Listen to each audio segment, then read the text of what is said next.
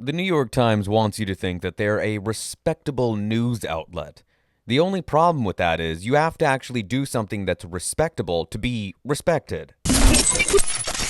On April 9th, an article came out from the New York Times titled, "The Real World Costs of the Digital Race for Bitcoin." The problem with this is very little in the article was real, starting with this very picture. In this image, Rory breaks down exactly how this photo was manipulated. He says, either you're a completely clueless hack or you extended the bounds of your black point to wash the images out.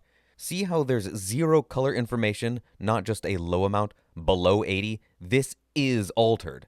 They changed this picture to make it look like there's a whole bunch of smog in this place. To show exactly how simple this photo manipulation is, our editor John is going to illustrate how easy it is to wash out an image. Before, after. Responding to the article, PR Richard put out this video, which is honestly a little bit tongue-in-cheek, but let's have a look. Go to an air-cooled building and see if that's the case there as well.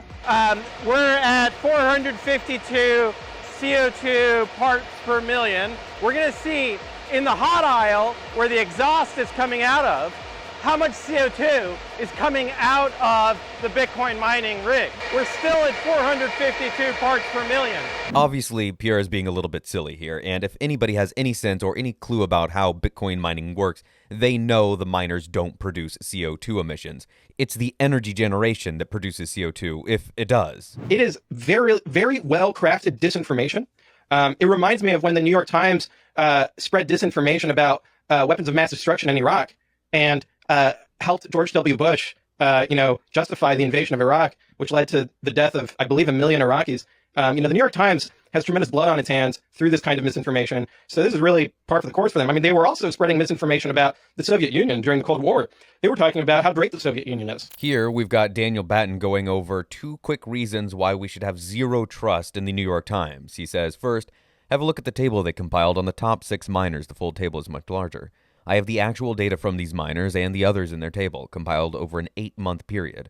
The New York Times article overstates actual fossil fuel use by the following levels. He's got listed here that Riot is overstated by 82.5%, Atlas overstated by 32.8%, Cypher Mining overstated by 74.9%, US Bitcoin Corp overstated by 74.9%, Rhodium overstated by 89.9%, and BitDeer overstated by 82.5%. The emission levels are overstated by an average of 81.7%. To make an overstatement at all is egregious enough. If you're rounding up by 0.5%, I could understand it. If you said around 5%, if it was 4.9, okay, fine. If you're saying around 20%, if it was 19.2, okay, fine. If your job is to present news, why are you not doing that in the most factually accurate way possible? I say okay, fine, but in reality, the only thing that is okay and fine is the truth and nothing but the truth, which they did not adhere to. If the New York Times thought they could just publish this article and not have any sort of response from Bitcoiners,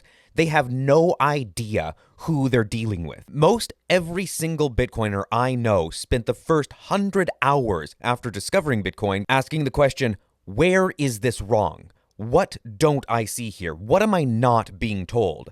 And then after that first 100 hours realizing, no, it actually is what I thought it was, and then diving deeper, and then they realize, no, it's actually a whole lot more here.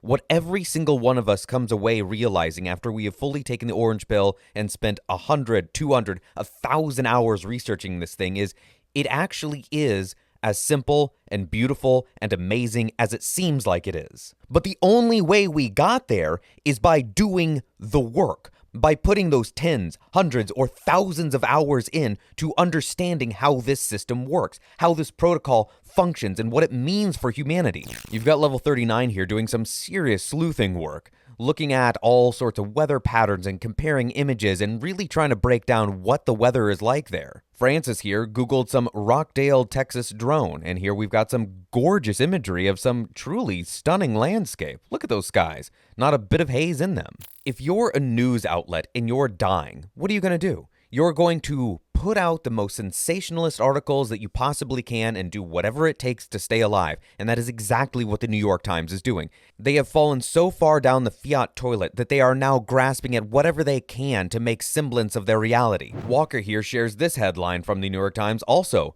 published on April 9th. El Salvador decimated its ruthless gangs, but at what cost? What cost?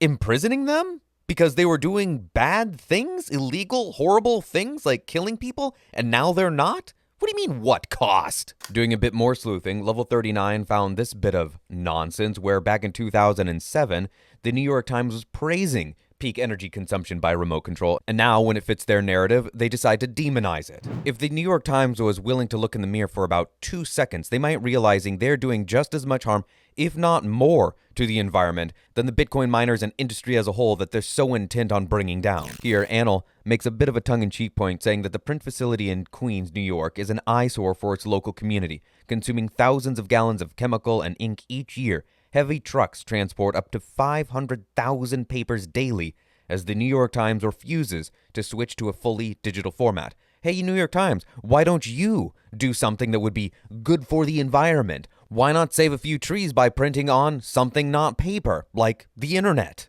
People that get so high up in society that they're no longer able to see the real, working, normal people of the world start to think that they are the only people in the world. They fail to realize that what props up the rest of the entire functioning society, everything that we call civilization, everything that we hold dear, is the 99%. These people fail to realize that all they have is abstract power. They don't actually have any real power. Out of one corner of their mouth, they say that they care for the little man. Out of the other corner of their mouth, they're doing everything that they can to put the little man down. Here, Thomas Farrer says, "Friend tells me that New York Times attacks Bitcoin because they're racist. Is it true?" On that list, you've got Nigeria, Vietnam, the Philippines, Turkey, and Peru taking the top 5 places. And those are exactly the kind of places that need Bitcoin. One of the best journalists in the Bitcoin space is Natalie Brunell, and she went through and has this tweet where she breaks down some more of the New York Times nonsense. She's got listed here, the New York Times rejected the promise of airplane technology,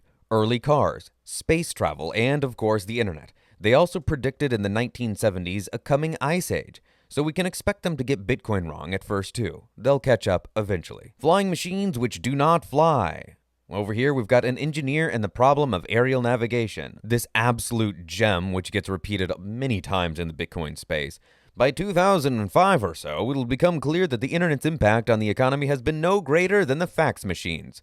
Clearly, about as wrong as somebody could possibly be. And then here, science, worrying about a new ice age, and that's in 1969. More from the New York Times. The internet was an economic disappointment in 2023. How could you possibly say that? If it was published on April 1st, I'd think it was an absolute joke. But even though it's published 3 days later, it still is a joke. And this was published this year. AI may change everything, but probably not too quickly. I suppose it depends on what your definition of quickly is. And then this one. Public Enemy #1, a war on drugs is a necessary risk for Bush. It seems like every time you turn around that getting basic facts is becoming more and more challenging for the established press to get right. But what can you expect when you live in a fiat world where lies and deception and the fast buck are what's rewarded? This is why we need the peaceful revolution to switch to the Bitcoin standard, a world where honesty, truth, and proof of work are the only things that are rewarded. But as with anything, and especially Bitcoin, don't take my word for it or anyone's word for it. Do the work yourself. Go and do the research. Go and watch the videos. Go and read the books. Listen to the podcasts and come to the conclusion yourself. Do what the New York Times didn't do. Put the work in.